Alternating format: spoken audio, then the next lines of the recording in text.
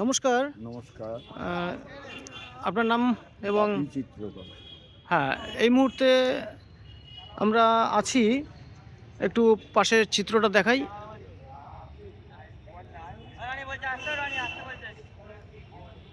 এটা অনেক দূর থেকে দেখালে খুব ভালো হতো। আহ, তো বাপিবাবু, বলুন। এখন আমরা আছি আন্দুল রাজবাড়ি। তো এই আন্দুল রাজবাড়ি সম্পর্কে যদি দুই এক কথা আপনার মতো করে বলেন, এবং আমরা বলতে বলতে একটু এগিয়ে আসবো, কারণ ছবিটা পুরো দেখা যাবে।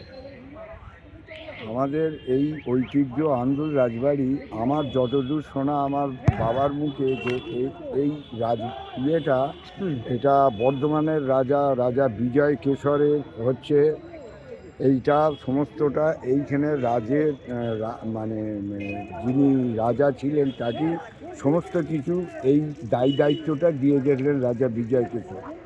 বিজয় কেশর। রাজা বিজয় কেশর।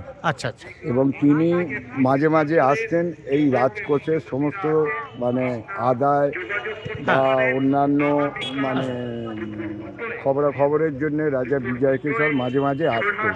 হুম। হ্যাঁ। তো বিজয় কেশর, রাজা বিজয় কেশর তিনি হচ্ছেন মূল রাজা। মূল হচ্ছে রাজা। কিন্তু পরবর্তীতে এই যে রাজবাড়িতে যারা আছেন, এই যে বিশাল সুপ্রাসাদ, হ্যাঁ, সুবিশাল প্রাসাদ, এই মাঠ, এদিকে এই যে গেট দেখতে পাচ্ছি আমরা, এটা তো মূল ফটক ছিল মনে হয় আগে, নাকি? হ্যাঁ, এইটা মূল গেট ছিল। হ্যাঁ, মূল গেট ছিল। এবং এইদিকে আরও মন্দির টন্দির অনেক কিছু আছে, এবং পেছনেও নিশ্চয়ই সম্পত্তি হ্যাঁ, রয়েছে। পেছনে পুকুর আছে, তারপরে পাশে অন্নপূর্ণা মন্দির, শিব মন্দির, সমস্ত কিছু এখনো আছে। দুর্গাও পুজো হয়। হ্যাঁ হ্যাঁ। হ্যাঁ। তো প্রধান লোক যে কি কেশর বললেন? রাজা বিজয় কেশর। তো বিজয় কেশর উনি কি প্রথম থেকে এখানে থাকতেন, না ওনার কোনো উত্তরসূরি, না, বা না। উনি এখন কারা আছেন? এখানে উনি থাকতেন না, উনি থাকতেন বর্ধমানেই থাকতেন। আচ্ছা আচ্ছা আচ্ছা। এবারে ওনার এই সমস্ত এলাকা দর্শন করতে এসে এনাকে একটা রাজ তিলক দেখতে পেয়েছিলেন। এই রাজা হচ্ছে, নামটা আমি ঠিক বলতে পারবো না। হুম। সেই তাই দেখেই রাজা বিজয় কেশর এইখানকার সমস্ত এই এলাকার যত মানে কথা সম্পত্তি বা হ্যাঁ। ইয়ে সমস্ত এই এই রাজার ওপর মানে ভার দিয়ে চলে গেছিল। এই ভদ্রলোকের নাম কি, যাকে আপনারা প্রথম থেকে এখানে দেখছেন? প্রথম হ্যাঁ। আমরা যাকে দেখছি তার নাম হচ্ছে অলোক মিত্র। আচ্ছা ওনার আচ্ছা বাবা হচ্ছে রাজা। আচ্ছা আচ্ছা। মানে আপনার বয়স এখন কত হবে তাও? আমার বয়স মোটামুটি এখন 68। আপনার 68, মানে আপনি আপনার বাবাদের হ্যাঁ, বাবাদের মুখে শুনে এসেছেন। বাবার মুখ থেকে আমরা হুম। শুনেছি।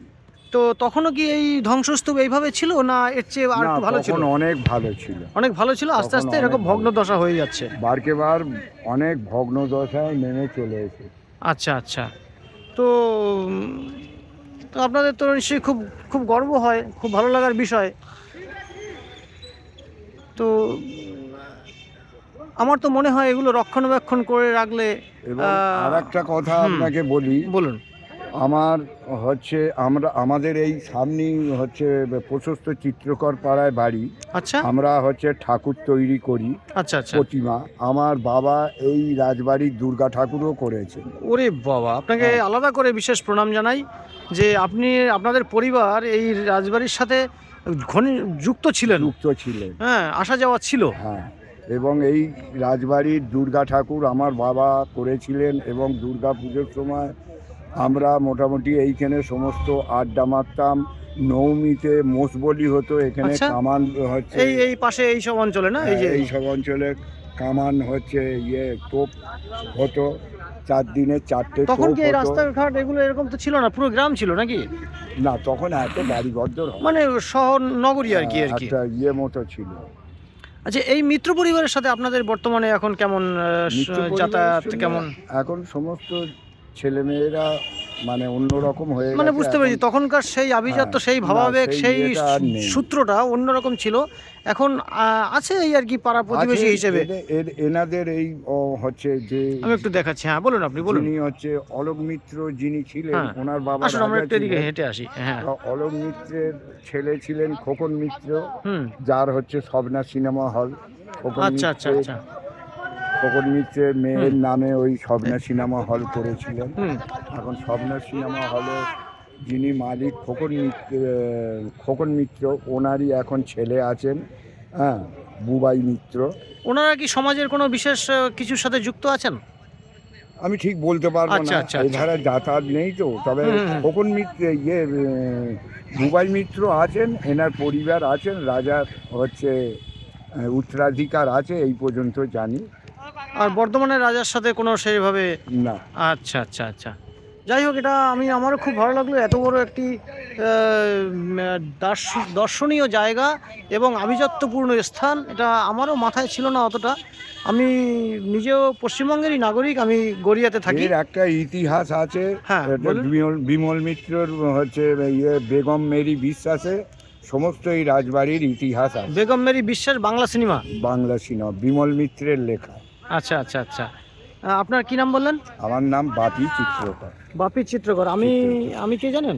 বলুন। আমি একজন কবি এবং বর্তমানে পশ্চিমবঙ্গ এবং ভারতের একজন প্রতিবাদী বিদ্রোহী কবি। নমস্কার, আপনাকে নমস্কার, শ্রদ্ধা জানাই।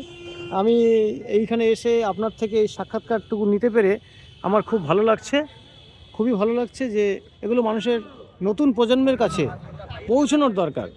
কারণ আমরা বাঙালিরা একটা ধারণা হয়ে গেছে বাঙালিদের কোনো সময় কিছু ছিল না, মানে বাঙালি দেখতে পাচ্ছেন তো বাঙালির যে পরিচয়টা কোন জায়গায় গিয়ে, এটা তো সত্যি নাকি ভুল বলছি? অবশ্যই।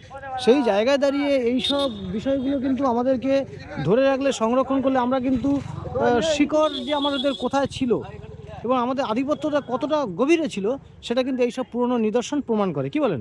অবশ্যই। ধন্যবাদ আপনাকে। ধন্যবাদ। কিনা নামটা আরেকবার বলুন? বাপি চিত্রকর। বাপিবাবু, অসংখ্য ধন্যবাদ।